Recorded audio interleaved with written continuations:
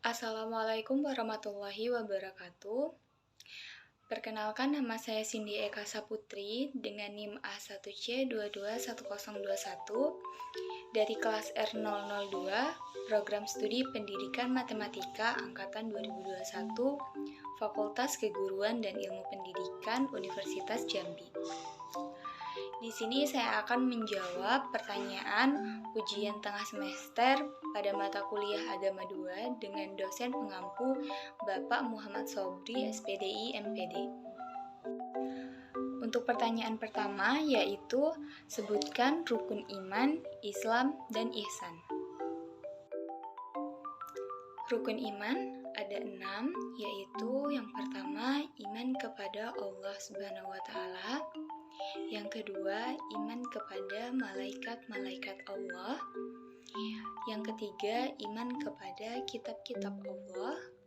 Yang keempat, iman kepada rasul-rasul Allah. Untuk yang kelima yaitu iman kepada hari kiamat. Dan terakhir yang keenam yaitu iman kepada qada dan qadar. Nah, untuk rukun Islam yaitu ada 5. Yang pertama, mengucap 2 kalimat syahadat. Yang kedua, mendirikan sholat. Yang ketiga, berpuasa. Keempat, membayar zakat. Dan yang terakhir, yang kelima yaitu naik haji bagi yang mampu. Sedangkan untuk rukun ihsan yaitu hendaklah engkau beribadah kepada Allah seakan-akan engkau melihatnya. Kalaupun engkau tidak melihatnya, sesungguhnya Dia melihatmu. Rukun ihsan ada 4. Yang pertama, ihsan kepada Allah. Kedua, kepada diri sendiri. Ketiga, kepada sesama manusia. Dan yang keempat, yaitu kepada lingkungan. Untuk pertanyaan yang kedua, yaitu bacakan sifat mustahil dan wajib bagi Allah Subhanahu wa Ta'ala dan Nabi. Yang pertama, sifat wajib bagi Allah ada 20, yaitu wujud artinya ada, qidam artinya awal, baqa artinya kekal, muhalafatuhu lil hawadisi yang berarti berbeda dengan ciptaannya. Selanjutnya, qiyamuhu binafsihi yang memiliki arti dapat berdiri sendiri dan tidak bergantung pada siapapun. Selanjutnya yaitu yang keenam ada wahdaniyah artinya esa atau tunggal. Ketujuh, kudrat artinya berkuasa atas segala sesuatu. Kedelapan, iradat artinya berkehendak. Ilmun artinya maha mengetahui. Kesepuluh yaitu hayat artinya maha hidup. Selanjutnya 11 yaitu sama artinya maha mendengar. 12 artinya basar artinya maha melihat. 13 kalam artinya berfirman. Selanjutnya ada qadiran yang berarti berkuasa. 15 ada muridan yang berarti berkehendak. Selanjutnya ada aliman yang berarti mengetahui.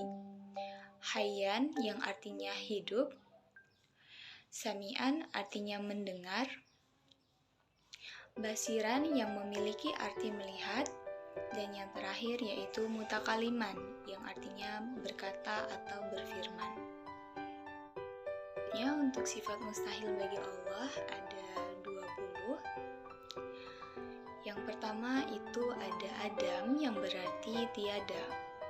Kedua ada wudud yang artinya baru. Ketiga fana artinya binasa. Selanjutnya itu mumatsalasu lil hawadisi atau menyerupai makhluknya. Kelima, qiyamuhu bikhairihi artinya berdiri dengan yang lain. Keenam, ta'addud artinya lebih dari satu. Selanjutnya ajazun yang berarti lemah. Karahah artinya terpaksa. Jahlun yang berarti bodoh. 10 yaitu mautun atau mati. Syamamun artinya tuli. Umyun yang berarti buta. Bukmun berarti bisu. Selanjutnya ada kaunuhu azizan yang berarti zat yang lemah. Selanjutnya ada kaunuhu karihan yang berarti zat yang terpaksa. Selanjutnya kaunuhu jahilan artinya zat yang bodoh. Kaunuhu mayitan yang berarti zat yang mati. Selanjutnya kaunuhu asama yang berarti zat yang tuli. 19 kaunuhu amma yang berarti zat yang buta. 20 kaunuhu abkama yang berarti zat yang bisu. Untuk selanjutnya yaitu sifat wajib bagi Nabi. Ada 4. Yang pertama sidik yang berarti benar, amanah yang berarti dapat dipercaya, tabligh berarti menyampaikan perintah dan larangan, serta yang terakhir yaitu fatonah yang berarti cerdas. Untuk sifat mustahil bagi Nabi juga ada 4. Yang pertama kizib yang berarti bohong, hianat yang berarti berkhianat, kitman yang berarti bersembunyi, dan yang terakhir baladah yang berarti bodoh. Untuk soal yang ketiga yaitu bacakan bacaan salat mayit sampai akhir. Baik, sebelumnya untuk rukun salat mayit sendiri, yang pertama niat, yang kedua berdiri bagi yang mampu, ketiga melakukan 4 takbir. Takbir pertama mengangkat tangan, setelahnya membaca surah Al-Fatihah. Setelah takbir kedua membaca sholawat. Setelah takbir ketiga berdoa untuk jenazah. Lalu selanjutnya salam. Yang pertama yaitu niat. Di sini saya akan membacakan niat untuk sholat mayit perempuan. Usolli ala hazihil mayyitati arba'a takbiratin fardul kifayati ma'muma lillahi ta'ala. Allahu Akbar. Setelah itu dilanjut dengan membaca surah Al-Fatihah. Bismillahirrahmanirrahim. Alhamdulillahi rabbil alamin. Ar-Rahmanir-Rahim. Maliki yaumiddin. Iyyaka na'budu wa iyyaka nasta'in. Ihdinas siratal mustaqim. Siratal ladzina an'amta 'alaihim ghairil maghdubi 'alaihim waladdallin. Amin. Allahu Akbar. Setelah takbir kedua dilanjutkan dengan membaca sholawat kepada Nabi Muhammad SAW. Allahumma sholli ala Sayyidina Muhammad wa ala ali Sayyidina Muhammad.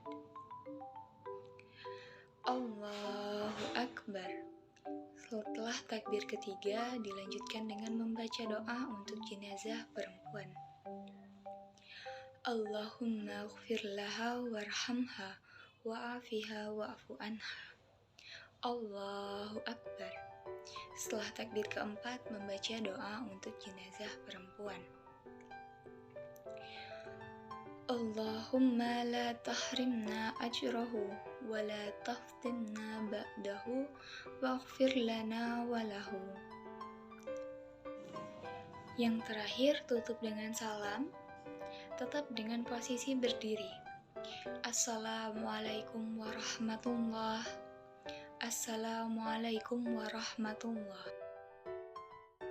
Selanjutnya untuk soal yang keempat yaitu jelaskan mengenai apa itu akidah Ahlussunnah wal Jamaah. Ahlussunnah wal Jamaah atau yang biasa disingkat dengan Aswaja secara bahasa berasal dari kata ahlun yang memiliki arti keluarga, golongan, serta pengikut. Sedangkan ahlu sunnah berarti orang-orang yang mengikuti sunnah, seperti perkataan, pemikiran, atau amal perbuatan Nabi Muhammad SAW dan para sahabat sesuai Al-Quran dan sunnah. Sedangkan untuk al-jamaah adalah sekelompok orang yang memiliki tujuan. Jika dikaitkan dengan mazhab, mempunyai arti sekumpulan orang yang berpegang pegangan teguh pada salah satu imam mazhab dengan tujuan mendapatkan keselamatan dunia dan akhirat. Ahlussunnah wal Jamaah berkeyakinan dan beriman kepada hari akhir dengan keyakinan yang kuat dan pembenaran yang sempurna. Pembenaran yang sempurna dengan hari kiamat, beriman kepada apa yang Allah dan Rasul-Nya kabarkan, mengenai segala hal yang akan terjadi setelah meninggal. Allah merahasiakan waktu terjadinya hari kiamat kepada hambanya, tetapi Dia memberikan tanda-tanda yang menunjukkan dekatnya kehadiran hari akhir tersebut. Ahlus Sunnah wal Jamaah merupakan golongan atau orang-orang yang mengikuti perilaku Nabi Muhammad serta para sahabat sesuai dengan Al-Quran dan Sunnah. Menurut Syekh Hashim Asy'ari dalam kitab Zidayat Ta'liqat, kelompok ini terhimpun dalam 4 mazhab. Yang pertama yaitu mazhab Hanafi, kedua mazhab Syafi'i, ketiga mazhab Maliki, dan terakhir ada mazhab Hambali. Akidah Ahlus Sunnah wal Jamaah adalah akidah yang bisa dipertanggungjawabkan kebenaran perilaku agamanya dengan Al-Quran dan hadis.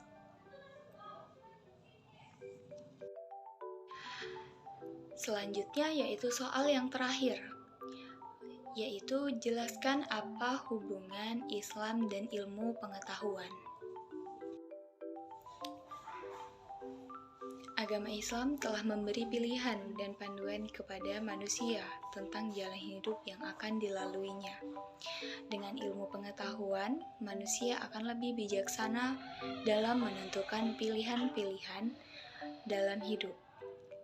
Nabi Muhammad SAW mengatakan bahwa ilmu tanpa iman merupakan bencana, sedangkan iman tanpa ilmu adalah gelap.